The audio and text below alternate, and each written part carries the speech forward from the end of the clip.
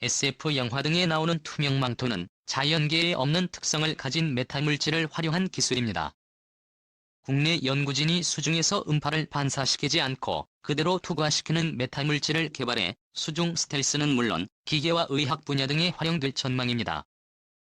이정욱 기자입니다.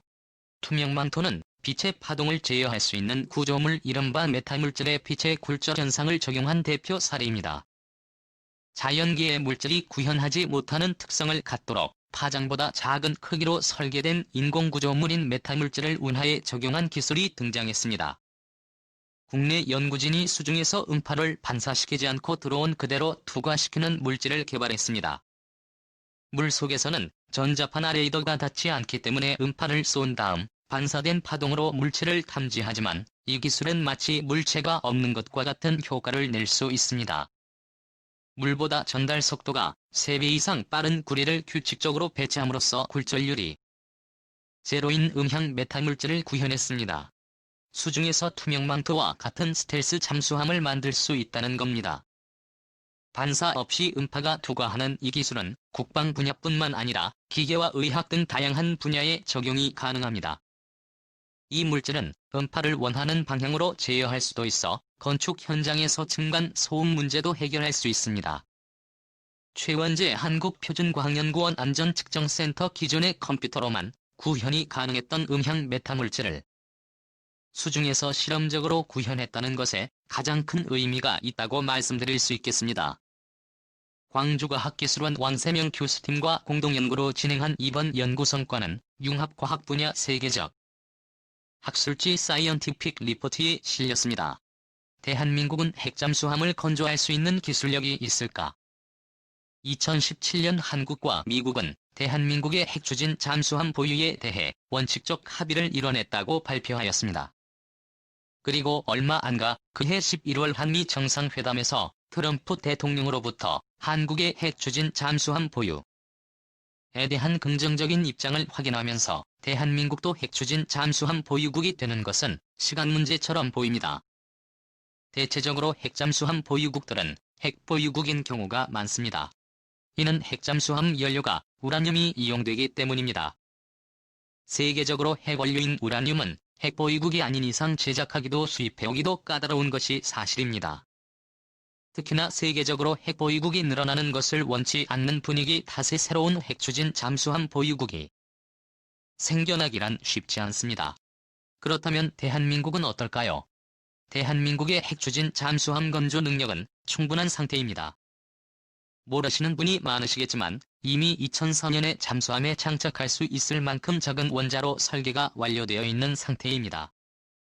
잠수함 건조 능력 또한 선원급을 비롯한 여러 척의 잠수함 건조 경험이 있기 때문에 큰 문제는 없습니다. 또한 핵추진 잠수함을 건조하기 위한 경제력도 문제가 없는 수준입니다. 핵추진 잠수함을 건조하기 위해서는 약 1조 3천억 원이 예상된다고 합니다. 물론 적지 않은 규모이지만 대한민국의 예산 규모로 볼 때 불가능한 수치는 아닙니다.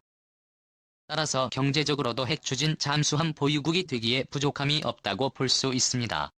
문제는 우라늄입니다.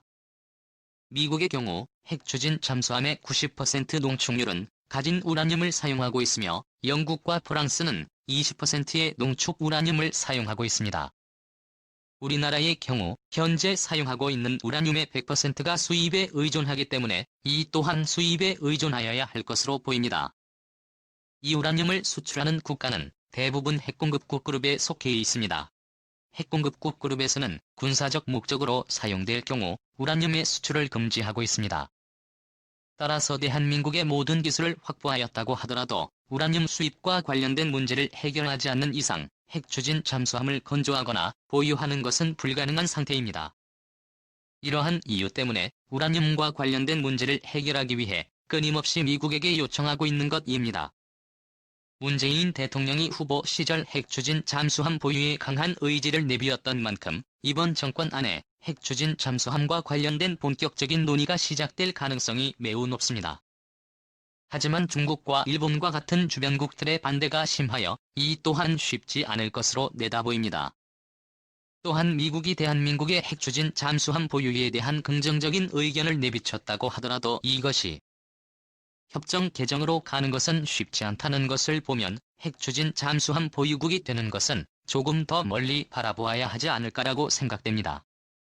얼마 전 트럼프 대통령과 문재인 대통령과의 정상회담에서 최첨단 전략 무기 도입에 관한 이야기가 오고 갔습니다. 그러한 최첨단 전략 무기 중 하나가 핵추진 잠수함인데요. 이를 구매해 자체 건조 2가지 가능성을 열어두고 검토 중이라고 합니다. 구매는 미국으로부터 추진할 텐데 이때까지 미국은 핵추진 잠수함을 어떤 다른 나라에도 판 적이 없습니다. 그래서 전망이 좋지는 않습니다. 자체 건조를 한다면 시간이 조금 걸리겠지만 불가능한 점 또한 없다고 봅니다. 그렇다면 핵추진 잠수함이 어떠한 것인지 한번 알아보겠습니다. 핵추진 잠수함. 핵으로 추진을 하는 잠수함이라는 말로 원자력 잠수함이라고도 합니다. 이는 사용하는 무기에 따른 분류가 아닌 동력원에 따른 분류입니다. 석탄으로 가는지 석유로 가는지의 차이와 동일합니다. 그렇다면 이 원자력 잠수함이 일반 디젤 잠수함과 다른 점이 무엇이길래 추진하고 있는 걸까요? 6년에서 14년 주기로 원자로의 핵연료를 교체해주게 되는데 이 교체 시기를 제외하고는 동력이 모자라서 바다 위로 올라올 필요가 없습니다. 즉 식량만 있다면 무제한 잠항이 가능합니다. 디젤 엔진의 경우는 전기를 다 사용하면 수면 위로 부상하여 발전을 해서 배터리를 충전시키는 과정이 있는데 만약 전기가 떨어진 곳이 적진의 한가운데면 얼마나 위험하겠습니까? 원자력 잠수함은 그런 점이 없다는 점에서 작전 효율을 올려줍니다. 또한 전력의 출력이 좋아서 기존의 다른 잠수함보다 더 빠른 평균 속력을 보여줍니다. 즉 도망치면 못 따라잡고 원자력 잠수함으로부터 도망치기도 힘든 것이지요. 기존의 잠수함과 비교해서는 이러한 차이가 있고 잠항 지속 시간은 잠수함에서는 가장 중요한 재원 중 하나입니다. 그리고 지속적으로 잠항하여 북한을 감시할 수 있는 능력을 가진다면 북한 잠수함이 몰래 내려오는 것을 방지할 수 있습니다. 하지만 뭔가 핵무기를 탑재하고 있는 잠수함이라고 생각하신 분들도 계실 거라 생각합니다. 핵무기를 탑재하여 이를 발사할 수 있는 기술까지 갖춘 것을 전략 핵잠수함이라고 합니다. 우리나라에서 도입하고자 하는 잠수함과는 조금 차이가 있다고 볼 수 있습니다. 여기서 사용되는 원자로는 대형 발전소에서 하는 원자로와는 조금 다릅니다. 엄청 큰 대형 원자로를 잠수함에 연결할 수는 없으니까요. 그리고 교체 주기도 1에서 2년이다. 오랫동안 사용할 수도 없습니다. 그래서 소형 원자로를 사용하게 되며 고농축 우라늄을 원료로 사용하게 됩니다. 현재 대형 원자로인 피터 볼륨을 사용하고 있는 핵연료 물질의 우라늄 농축도는 1에서 5%의 농축도를 사용함에 비해 원자력 잠수함에서 사용하는 원자로는 20에서 90%의 농축도를 사용합니다. 그리고 핵무기의 경우는 90%가 넘습니다. 여기서 우리나라는 각각에 대한 기술력은 확보되어 있습니다. 잠수함을 건조할 수 있고 소형 원자로인 한국형 소형 원자로 스마트를 개발했기 때문입니다. 하지만 여러 문제점들이 있습니다. 우선 각각의 기술은 있지만 원자력 잠수함을 개발한 적은 없기 때문에 여기에 대한 기술력을 확보하는 데 시간이 걸릴 것입니다. 두 번째, 우라늄 농축입니다. 핵 확산 금지 조약에 가입한 우리나라는 농축도 20%를 넘기면 안 되는 것으로 제재받고 있습니다.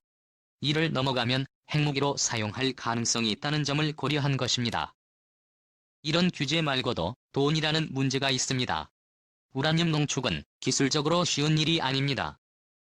그렇기 때문에 고농축을 하는데 많은 기술력이 필요하며 돈이 많이 들어갑니다. 그래서 북한도 우라늄이 아닌 플루토늄 핵무기를 개발한 것입니다. 세 번째, 폐기물입니다. 원자로를 사용하면 폐기물이 나오는 것이 당연한데 이는 여기에만 해당하는 문제가 아니라 원자력 발전 전체에 해당하는 문제라고 봅니다. 현재도 폐기물 보관에 관해서는 입지 선정 때문에 문제가 많습니다. 네 번째, 승무원들의 피폭입니다. 만약 원자로가 들어가게 되면 원자로 내부는 방사선 관리 구역으로 규정이 되며 피폭 관리의 대상이 됩니다. 하지만 지속적으로 내부에 오래 있어야 한다는 점에서 피폭 관리 측면에서 기존의 방법보다는 새로운 방법이 필요합니다. 그리고 고농축 연료를 사용하는 점과 더불어 원자로가 소형이어서 공률이 커지게 된다면 원자로에서 중성자 누출이 많아집니다. 이런 점들을 고려해 차 폐차를 두어야 할 것입니다. 이런 기술적인 문제 말고도 사회적으로 이슈가 되는 점은 우리나라는 현재 탈원전 정책을 고수하고 있다는 점입니다. 탈원전 정책과 원자력 잠수함은 완전히 상반되는 정책이기 때문에 이를 문제 삼는 사람들이 있습니다.